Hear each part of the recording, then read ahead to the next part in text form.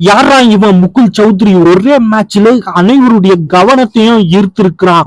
அடிக்கிற ஒரு ஷாட்டும் அடி மாரி இல்ல, இடி மாரி இருக்கு. லக்னோ சூப்பர் ஜெயண்ட்டுக்கும் கொல்கத்தாக்கும் நடந்த மேட்ச்ல முதல்ல பேட்டிங் செஞ்சாங்க கொல்கத்தா அணி. 181 ரன் அடிச்சிருந்தாங்க 20 ஓவருக்கு. அடுத்ததா களம் இறங்கின லக்னோ சூப்பர் ஜெயண்ட் அணி. அந்த அணியுடைய ஸ்டார் பிளேயரான Mitchell Marsh, Aiden Markram, Rishabh Pant, Nicholas Pooran star பிளேயருங்கெல்லாம் அந்த அளவுக்கு பர்ஃபார்மன்ஸே பண்ணல. ஆயுஷ் பதோனி மட்டும் 54 ரன் அடிச்சிருந்தாரு, அவரும் அவுட் ஆயிட்டாரு.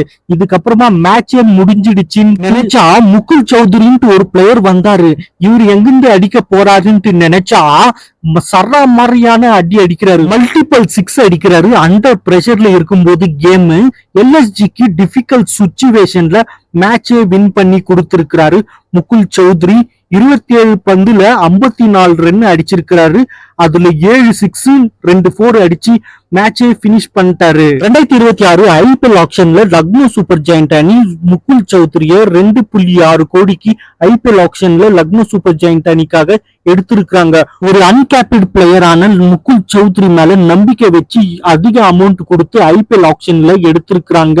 அதுக்கு உண்மையாலுமே வர்த்தான பிளேயர் தான் முகுல் சௌத்ரி. அந்த அளவுக்கு பர்ஃபார்மன்ஸ் பண்ணி இருக்கிறாரு. மேட்ச் முடிஞ்ச பிறகு முகுல் சௌத்ரி என்ன சொல்லி இருக்கிறாருன்னா, என்னுடைய இன்ஸ்பிரேஷன் MS தோனி தான். அவர் எப்படி கடைசியில மேட்சை பினிஷ் பண்ணுவாரோ அதே போல நானும் அந்த மாதிரி மேட்ச் விளையாடி பினிஷ் பண்ணி இருக்கிறேன்ட்டு சொல்லி இருக்கிறாரு முகுல் சௌத்ரி. இந்த மேட்சை டெடிகேட் பண்ற MS தோனிக்குன்ட்டும் சொல்லி இருக்கிறாரு. ஆனா முகுல் சௌத்ரி விளையாடுறத பார்த்தா MS தோனி விளையாடுறது போலவே இருக்கு.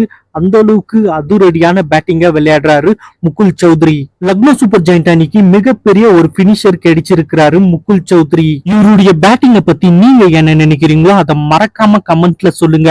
இந்த வீடியோ உங்களுக்கு பிடிச்சிருந்தா ஒரு லைக்கையும் தட்டி விட்டுருங்க. சப்ஸ்கிரைப் பண்ண மறந்துடாதீங்க.